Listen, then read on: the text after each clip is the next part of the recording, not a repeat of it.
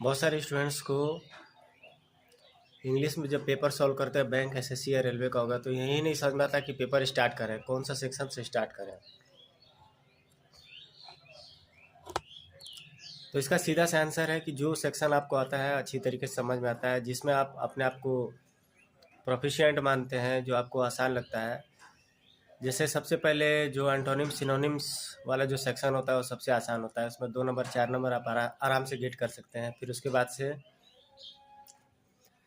पैसे जो कंप्रीहेंशन वाला क्वेश्चन होता है उसको करने के लिए थोड़ा सा पहले से आपके दिमाग में स्टोरी प्लॉट होना चाहिए। वाट, विच, वेन, वेयर वाले जो क्वेश्चन है वो इंसिडेंट यानी कि घटना से प्रेरित होते हैं, और वो जो घटनाएं होती हैं वो क्रम से किसी न किसी रूप में दी होती हैं उसमें।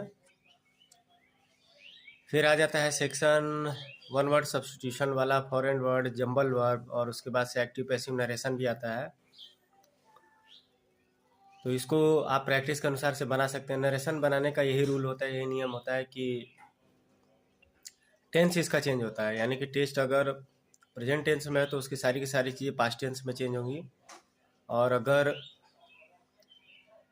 उसका रिलेटेड जो प्रोनाउन है यानी कि उससे संबंधित जो जो भी प्रोनाउन है वो आपका वो भी चेंज होगा, बदलेगा वो।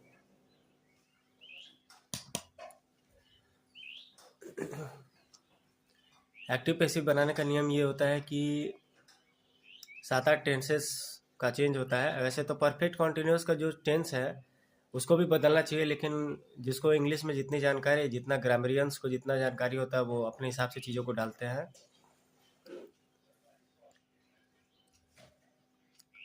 प्लस एग्जामिनेशन पेपर और पैटर्न इस प्रकार से हो गए हैं आजकल के डेट में कि पढ़ लिख करके और कंपटीशन की चीज़ों को पहले से जानना होता है, तब जाके पेपर उसका सॉल्व होगा। यानी कि आप 3-4 साल पहले से आप तैयारी करें। अगर हाई स्कूल इंटर में है तो पहले से लग जाइए आप।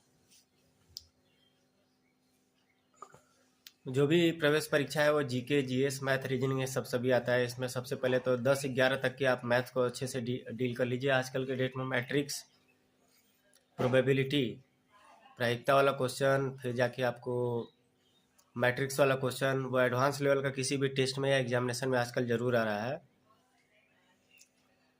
पॉलिटिक्स, पॉलिटी यानी राजनीति, उसका भी जो सेक्शन है वो भी आता है। अगर बीएचयू एंट्रेंस टेस्ट की बात की जा रही है तो उसमें ये सारे की सारी चीज़ें रहेंगी। सीएचएस एंट्रेंस टेस्ट भी कुछ इसी पैटर्न पे होता है, बीएचयू सीएचएस। बाकी आप अपनी सुविधा के अनुसार से सब्जेक्ट्स का चयन कर सकते हैं। ये 3-4 सब्जेक्ट्स का हमेशा से आपको प्रैक्टिस करना होता है।